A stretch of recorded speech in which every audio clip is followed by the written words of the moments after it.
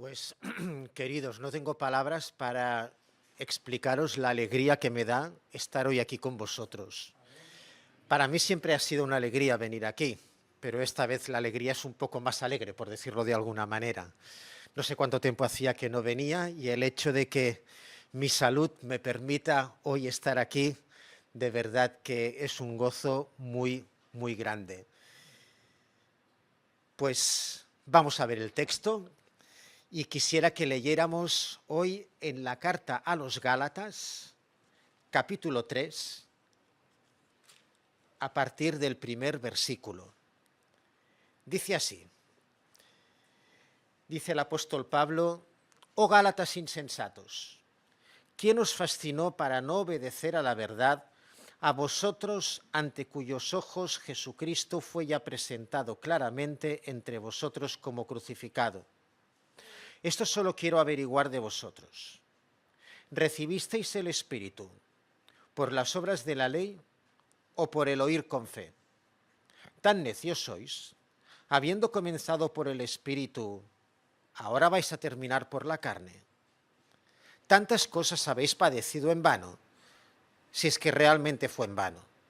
Aquel pues que os suministra el Espíritu y realiza milagros entre vosotros, ¿lo hace por las obras de la ley o por el oír con fe? Tal como Abraham creyó a Dios y le fue contado por justicia. Sabed, por tanto, que los que son de fe, estos son hijos de Abraham. Y la Escritura, previendo que Dios había de justificar por la fe a los gentiles, dio de antemano la buena nueva a Abraham, diciendo: en ti serán benditas todas las naciones. De modo que los que viven por la fe son bendecidos con el creyente Abraham. Porque todos los que dependen de las obras de la ley están bajo maldición, pues escrito está: maldito todo aquel que no permanezca en todas las cosas escritas en el libro de la ley para hacerlas. Y que por la ley ninguno se justifica para con Dios, es evidente, porque el justo por la fe vivirá. Y la ley no procede de la fe, sino que dice: el que haga estas cosas vivirá por ellas. Cristo nos redimió de la maldición de la ley, habiéndose hecho maldición por nosotros, porque está escrito: maldito todo aquel que es colgado en un madero, para que en Cristo Jesús la bendición de Abraham alcanzase a los gentiles, a fin de que por medio de la fe recibiésemos la promesa del Espíritu. Hermanos, hablo en términos humanos. Un pacto, aunque sea de hombre, una vez ratificado, nadie lo invalida ni le añade. Ahora bien, a Abraham fueron hechas las promesas, y a su simiente. No dice ya las simientes como refiriéndose a muchos, sino a uno, y a tu simiente, la cual es Cristo. Esto pues os digo: el pacto previamente ratificado por Dios para con Cristo, la ley que vino 430 años después, no lo anula como para invalidar la promesa, porque si la herencia es a base de la ley, ya no depende de la promesa, pero Dios la otorgó a Abraham mediante la promesa. Entonces, ¿para qué sirve la ley? Fue añadida a causa de las transgresiones, hasta que viniese la simiente a quien estaba destinada la promesa, y fue promulgada por medio de ángeles en mano de un mediador. Os voy a pedir que imaginéis una situación. A lo mejor alguno de vosotros se ha encontrado en esta situación. Estás buscando una vivienda. Encuentras un piso que te gusta. Está bien, que más o menos cumple con lo que con las expectativas que tenías. Entras en contacto con el propietario y hacéis un pacto. Te va a vender la casa por 200.000 euros. Hacéis un contrato de arras y le pagas el 10%, 20.000 euros. Luego te estás 4 o 5 semanas peleándote con todos los bancos de Barcelona a ver si alguien te da la hipoteca, la consigues y entonces tú te presentas con tus 180.000 euros, la mar de contento, porque vas a poder comprar ese piso que tanto te gusta. Y entonces cuando llegas, te encuentras con la desagradable sorpresa de que el propietario ha duplicado el precio del piso, que te pide 400.000 euros, que es un importe que tú no tienes ninguna posibilidad de pagar. Os planteo otro ejemplo completamente distinto. Imagínate que todo el mundo que nos rodea, que el mundo en el que vivimos y todo lo que hay en este mundo ha sido creado por un único Dios. Un Dios lleno de poder y de amor, algo a lo que no estamos acostumbrados, ¿verdad? Esa mezcla no acostumbra a darse en la misma persona. Este Dios creó todas las formas de vida, vegetales, animales y como culminación los seres humanos. Ahora imagínate que esos seres humanos se les rebelan en contra y Dios, como respuesta justa y proporcionada, introduce la muerte del ser humano en ese mundo que él había creado para la vida. Pero el gran amor de este Dios le lleva a idear un plan de rescate para que no todos los hombres y mujeres tengan que quedar muertos para siempre. Imagínate que este Dios decide entrar en el mundo para cargar sobre sí mismo la injusticia y la rebelión del ser humano, y paga por ella. Y para entrar en el mundo toma una decisión. Llama a un matrimonio de 70 años, Abraham y Sara, sin hijos, de la ciudad de Ur de los Caldeos, y les da una gran promesa: un hijo. Sí, señor, has oído bien, un hijo, a un matrimonio de 70 años. Pero Abraham tiene sus dificultades, le cuesta confiar en este Dios. Por un lado, cuando él se ve en una situación que le genera inseguridad, tiene tendencia a recurrir a la mentira. Y por otro lado, claro, Abraham piensa, bueno, yo tengo 70 años, mi mujer también, Dios nos ha prometido un hijo, pero ¿sabes qué? Que para facilitar un poco que esa promesa se cumpla, como tengo aquí esta esclava que se llama Agar y que es mucho más joven que Sara y que está en edad de quedarse embarazada, pues me voy a acostar con ella. Así facilitamos las cosas. A pesar de estos tropiezos, Dios decide hacer un pacto con Abraham y le dice que un descendiente suyo y de su esposa va a traer bendición, salvación, felicidad a todas las familias de la tierra. Y Abraham toma la mejor decisión de su vida, que es creer en esta promesa increíble.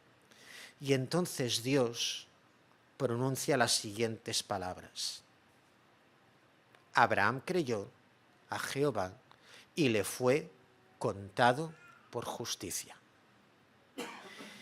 Y a pesar de sus errores, Abraham es declarado justo por la fe en ese Cristo que a él le quedaba tan lejos en el tiempo cuando le fue prometido. Y para que quedara bien claro que esta manera de obtener justicia no era una cosa particular para Abraham, sino que sería también para todas las generaciones posteriores, Dios declara igualmente: el justo por la fe vivirá. Ahora imaginaros que este Dios cumple su promesa, les envía un hijo a Abraham y a Sara cuando ambos tienen casi 100 años, y van pasando las décadas. Y la descendencia de Abraham se multiplica, hasta que pasan de ser una gran familia y se convierten en una nación. Esa nación acaba ocupando un territorio en el país de Egipto. Y en un momento determinado sube al trono un faraón que oprime y rebaja a todos los descendientes de Abraham a nivel de esclavos y les provoca un fuerte e injusto sufrimiento. Imaginaros que esta nación, que recibe el nombre del nieto de Abraham, Israel, clama a su Dios, clama a ese Dios que hizo pacto con su antepasado, para que el Dios de Abraham les quite de encima esa carga terrible que supone la opresión de los egipcios. Y por último, imaginaros que ante el clamor de Israel, la respuesta de Dios hubiera sido la siguiente: mira, Israel, yo veo tu sufrimiento. Yo soy consciente desde mi lugar celestial de la injusticia que Egipto está ejerciendo contra ti. Por lo tanto, te voy a dar 10 mandamientos acompañados de multitud de preceptos y obligaciones, y cuando las hayas cumplido, yo te voy a sacar de Egipto. ¿Alguien sería capaz de sentirse amado por un Dios como este? Tienes una carga y sales con 2. El texto que hemos leído en Gálatas tiene 2 grandes temas. Hay uno que es el que seguro que hemos detectado todos: contraste entre 2 enseñanzas que se pueden dar en la Iglesia: la salvación por la obediencia a unos mandamientos y prohibiciones, y la salvación por la fe en Jesucristo clavado en la cruz. Pero hay otro tema latente. ¿Qué clase de Dios tenemos? ¿Cómo es el Dios que la Escritura nos presenta? ¿Qué fiabilidad tiene la palabra de Dios? Cuando Dios dice algo y queda registrado por escrito, lo que Dios ha dicho, ¿cuándo caduca? ¿A partir de qué momento Dios puede cambiar de opinión?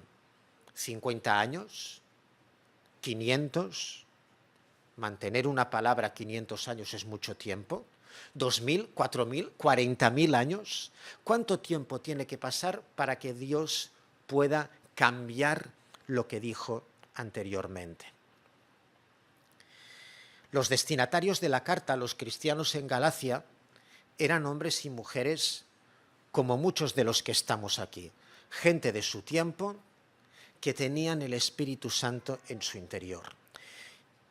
Porque en un momento determinado de sus vidas habían recibido la gran noticia. Y es que el creador del universo, el único gran y maravilloso Dios, había entrado en el mundo y se había hecho como cada uno de nosotros. Jesucristo había vivido toda su vida entera obedeciendo la ley de Dios, y esta vida de obediencia la entregó, como acabamos de recordar, en sacrificio en una cruz. Una cruz que era la máxima expresión de condena en la cultura romana de ese momento. Y en esto, versículo 1, en esto tenían los ojos, tenía la vista fijada los gálatas, como hoy la tenemos muchos de nosotros. Sabían que el Espíritu Santo que llevaban dentro lo habían recibido cuando habían creído en este sacrificio, y sabían que eran salvos, porque su pecado había sido perdonado en esa dura cruz, como lo sabemos y lo creemos también muchos de nosotros. Y habiendo pasado por una experiencia como esta, que es mucho más que una doctrina, resulta que alguien se presentó y consiguió darle la vuelta a sus ideas y hacer que sus ojos dejaran de estar fijados en Cristo, en esa cruz donde Cristo moría, para estar fijados en el cumplimiento de unas leyes, obligaciones y prohibiciones legales. Y a base de andar escuchando enseñanzas que no edifican, acabaron olvidando lo más básico y elemental, lo que habían creído y vivido, y cambiaron una relación personal con Dios a través de Cristo por una religión de normas y obligaciones. Y en este texto, ante esta situación, Pablo les presenta a los Gálatas y nos presenta a nosotros 5 motivos por los cuales la salvación jamás puede venir de la práctica de normas y solo nos puede venir dada por la fe en el sacrificio del Señor. La primera la hemos mencionado, nuestra propia experiencia personal. El Evangelio no es en primer lugar una doctrina y menos aún una religión. El Evangelio es una experiencia vivida con el Señor, en la cual cada uno de nosotros ha llegado al Evangelio de una manera muy diversa, pero sí que hay unos puntos en común que son universales. Nos dimos cuenta de alguna manera de nuestra situación moral y espiritual, una situación de quiebra absoluta. Y ante esto surgió una confesión, un arrepentimiento sincero, un reconocimiento de la imposibilidad de cambiar nuestra situación o mejorarla. Y entendimos que Jesús, el Hijo de Dios clavado en la cruz, moría para pagar el precio de mi pecado personal. Lo asumí, pedí perdón, entregué mi vida y empecé a vivir una vida nueva. Si esto en tu vida es una simple doctrina, es muy fácil que venga alguien con una doctrina diferente y te pueda manipular para hacerte cambiar de opinión. Pero si es una experiencia que has vivido personalmente, esto tendría que ser mucho más difícil. Pero precisamente esto es lo que les pasó a los Gálatas, a estos Gálatas insensatos, que a pesar de la experiencia vivida, algunos fueron capaces de manipularles hasta el punto de hacerles creer barbaridades que iban en contra no de lo que habían creído, sino de lo que habían vivido y creído. Y al final, la pregunta es muy simple. El apóstol Pablo nos dirige una pregunta y no hay que ser doctor en teología para contestarla, no hay que tener mucho estudio. El apóstol Pablo hoy te pregunta, cuando recibiste el Espíritu Santo, cuando creíste en el Evangelio, el día que supiste que eras salvado o salvada con toda seguridad, ¿qué norma habías cumplido? ¿Cuál es el mandamiento obedecido que te da la seguridad de la salvación? ¿O fue por la fe en Jesucristo que tienes esa seguridad? Creo que todos los que hemos vivido el Evangelio, el conocimiento del Evangelio, sabemos la respuesta, ¿verdad? El segundo motivo que nos da Pablo también lo hemos mencionado. Abraham creyó a Jehová y le fue contado por justicia. Y esto no fue un hecho aislado, sino que fue la introducción en el mundo del pacto de Dios que traería salvación a todos los pueblos entre los cuales estamos cada uno de nosotros. Lo dice la Escritura de manera bien explícita. Vamos a leer de nuevo versículos 8 y 9. Dice que la Escritura, previendo que Dios había de justificar por la fe a los gentiles, dio de antemano la buena nueva a Abraham, diciendo, en ti serán benditas todas las naciones. De modo que los que viven por la fe son bendecidos con el creyente Abraham. Todos los que tenemos la misma fe que Abraham disfrutamos de la misma bendición. Abraham fue justificado por la fe, por la promesa que se le había hecho, por ese Jesucristo que moriría por él en la cruz 2000 años más tarde.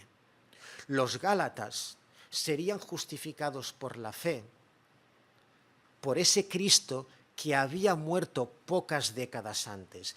Y nosotros hemos sido justificados por la fe, por el Evangelio que hemos creído, por ese Cristo que murió hace 2000 años antes de nuestro tiempo.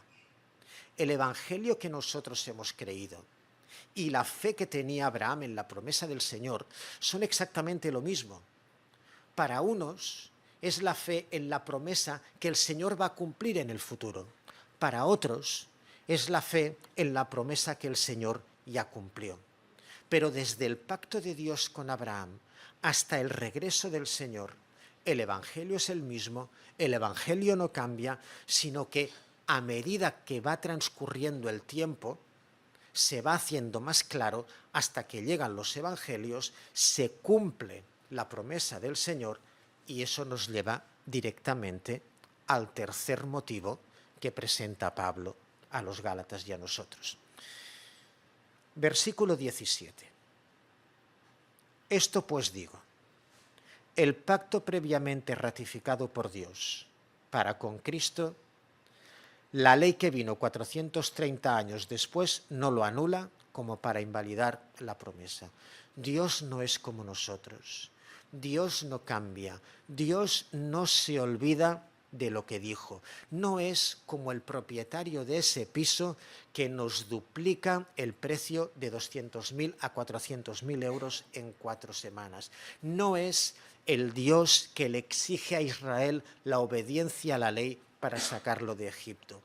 La palabra de Dios es una roca firme e inexpugnable. Y si el Señor declara que la fe de Abraham le fue contada por justicia y que el justo por la fe vivirá, podemos estar seguros que esto continuaba siendo así al cabo de 430 años, cuando el Señor le dio la ley a Moisés, que continuaba siendo así cuando Pablo les escribía a los Gálatas, que continúa siendo así hoy, septiembre del 2025, y que continuará siendo así hasta que el Señor vuelva. Dios nunca, jamás dirá donde dije digo, digo Diego. La palabra de Dios que fue dada a Abraham 4.000 años antes que nuestro tiempo, continúa siendo vigente hoy y lo va a ser para siempre. El cuarto motivo que Dios presenta: es imposible que alguien pueda salvarse a través del cumplimiento de la ley. Nuestra naturaleza no nos lo permite. Si hacéis un poco de memoria, os acordaréis que hace 5 años y unos pocos meses estábamos en tiempos de pandemia, todos encerrados en casa, y el actual presidente, Salvador Illa, en ese momento era el ministro de Sanidad. Y en las primeras semanas de confinamiento, marzo-abril, cuando en las farmacias todavía no había disponibilidad de mascarillas, un periodista le preguntó al entonces ministro Salvador Illa si el gobierno de España iba a imponer a los ciudadanos la mascarilla obligatoria. Y en ese momento el ministro contestó, cargado de razón y de sentido común, dijo: el gobierno no impondrá a los ciudadanos leyes que los ciudadanos no puedan cumplir. Y es que es de lógica. La mascarilla era imprescindible en ese momento. Pero si no hay mascarillas para todos, no se puede obligar a todos a llevar mascarilla, ¿verdad? ¿Tendrá más sentido de la justicia y de la equidad un ministro de España que el Dios creador del universo?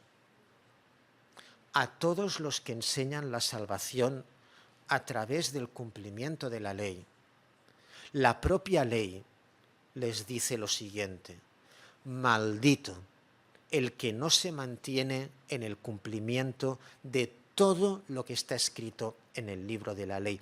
El propio Jesús lo enseñó: el que rompe la ley en un punto ya la ha roto toda. Debemos deshacernos. No es bíblica la imagen de unas balanzas en las que Dios pesa las buenas obras y las malas.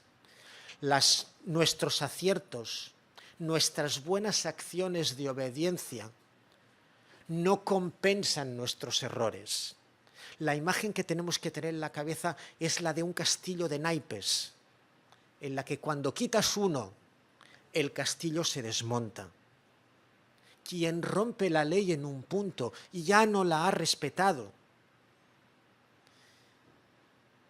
El propio Señor Jesús lo enseñó y no puede haber en el mundo una persona sincera y mentalmente equilibrada que pretenda haber vivido toda su vida obedeciendo la ley sin vulnerar ni un solo precepto. El Señor jamás nos va a exigir algo que nosotros estamos incapacitados desde nuestra concepción para cumplir.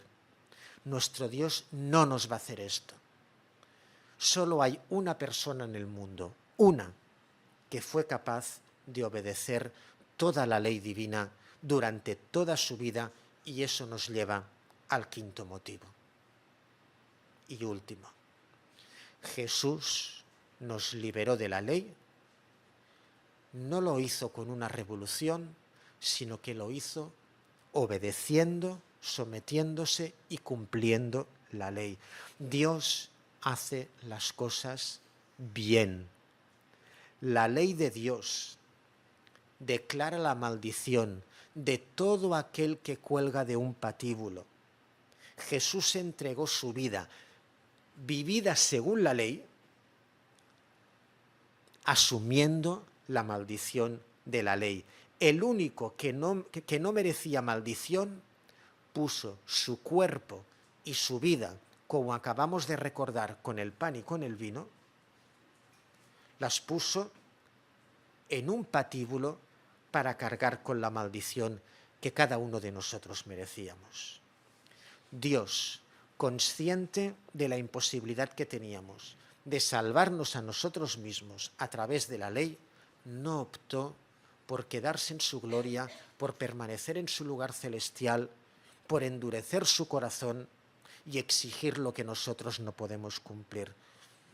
Su opción fue que aquello que nosotros no podemos cumplir, entrar en nuestro mundo, cumplirlo Él y asumirlo Él por cada uno de nosotros. Estos son los motivos que Pablo les da a los Gálatas y a nosotros conforme a la salvación, que no puede ser nunca derivada de la práctica de la ley, de nuestras buenas acciones, sino por la fe en Jesucristo.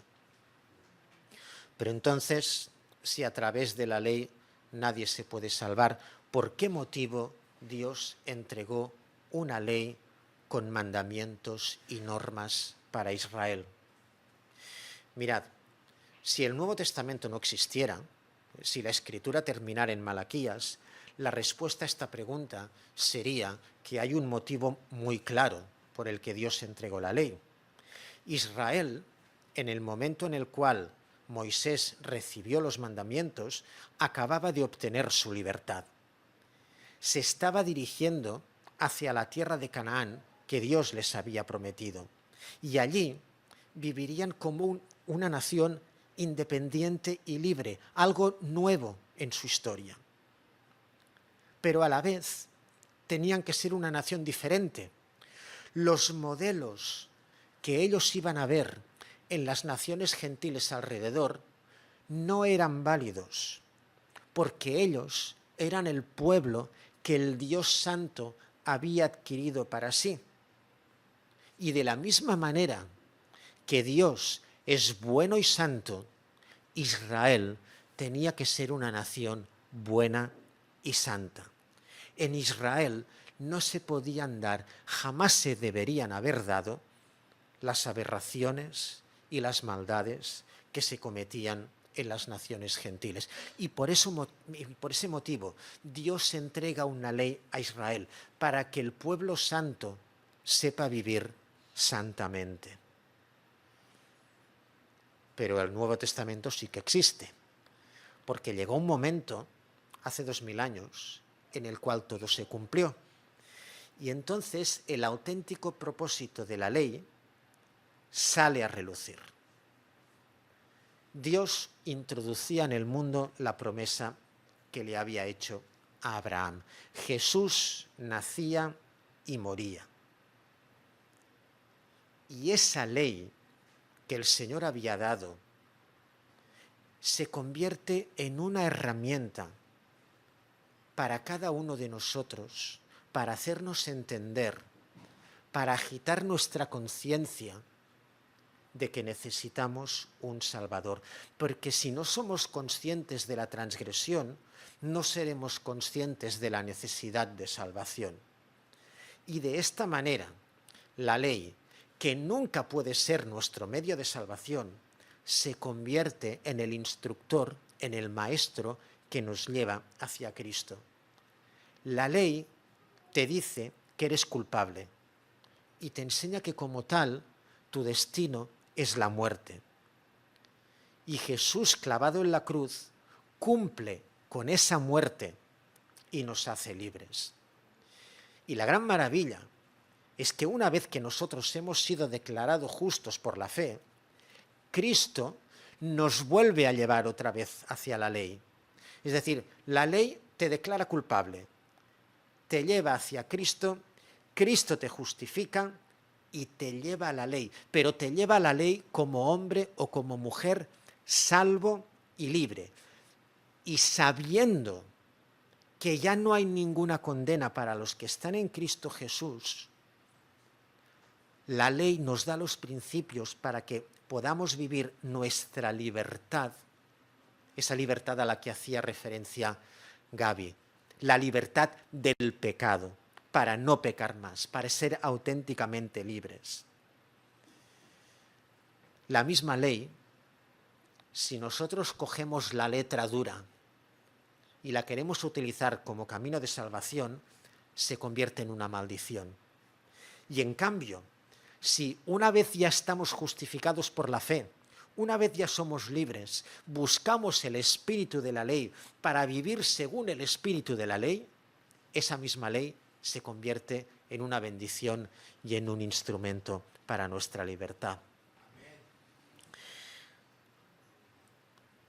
El tema que estamos tratando, bueno, somos evangélicos en un país católico, no es un tema que nos resulte rarísimo, ¿verdad? El contraste entre la salvación por fe y la salvación por obras no es nada a lo que no estemos acostumbrados, sobre todo aquellos que provenimos del catolicismo.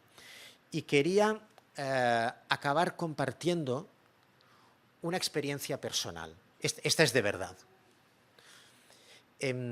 Hace muchos años, cuando yo iba al grupo de jóvenes de mi iglesia como joven, un sábado por la tarde invitamos a un conferenciante de otra iglesia.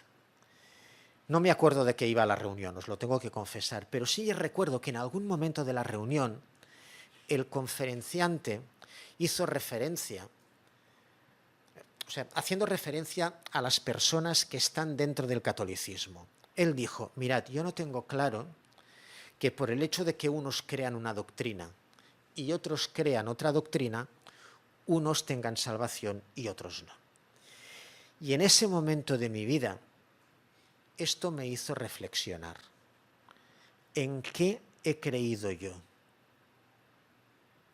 Yo estoy aquí hoy, domingo por la mañana, en una iglesia cristiana evangélica, porque he comparado dos doctrinas y he preferido una antes que la otra, porque la doctrina de la salvación por la fe es más razonable, más bíblica que la doctrina de la salvación por obras. Por eso estamos aquí. Y la respuesta es que no. La respuesta es que hay que cambiar la pregunta. Y es que no me tengo que preguntar qué he creído, sino en quién he creído. No somos un pueblo de hombres y mujeres que un día entendimos una doctrina. Somos un pueblo de hombres y mujeres que un día tuvimos un encuentro personal con Jesucristo de manera muy diversa, muy variada, cada uno en un momento diferente de la vida, en un contexto distinto, quizás incluso en un país distinto, pero tuvimos un encuentro personal con una persona, con Jesús. Y mirando dentro de nuestro corazón, nos arrepentimos y encontramos en Jesús nuestro perdón y nuestra salvación. Y si estás escuchando esto aquí en la iglesia a través de YouTube Lo que Dios te está diciendo hoy no es, mira qué doctrina más buena que me he currado a lo largo de los siglos. No es eso. Dios te está presentando, por un lado, una ley para que entiendas, y perdona la franqueza, que lo que hay dentro de tu corazón no es bueno y que como consecuencia la manera como estás viviendo no es buena, que no eres tan bueno y tan genial como tú te piensas y que necesitas cambiar y que hay un vacío en tu corazón y tú lo sabes, que necesitas ser llenado. Sé que es un poco quizás impactante que te digan esto, pero atrévete a enfrentarte a esta situación. Reflexiona sobre el diagnóstico que la ley de Dios hace de tu vida. ¿Y si fuera verdad? Pero juntamente con esta ley que te condena, Dios te presenta a una persona, a Jesucristo, que cumplió en la cruz la condena que la ley te impone a ti. Y de esta manera Dios pone a tu alcance la salvación, la libertad, la vida eterna. Queda abierta la puerta para que si con arrepentimiento pides perdón y con fe crees que Jesús entregó su vida por ti, puedas entrar en una relación con Dios y puedas entrar a la seguridad, a la certeza de la vida eterna. Ojalá, queridos, la ley de Dios por un lado y Jesús clavado en la cruz por el otro, puedan provocar en las vidas de cada uno de nosotros el propósito por el cual el buen Dios las envió tanto a la una como al otro. Muchas gracias y simplemente añadir que el día de hoy lo llevaré para siempre en mi corazón. Quería repetir que me siento muy, muy privilegiado y muy alegre de estar aquí con vosotros y agradeceros desde el fondo del corazón vuestro amor y vuestras oraciones por mí. Amén. Los enfermos necesitamos sentirnos amados y saber que los hermanos oran por nosotros. Muchas gracias.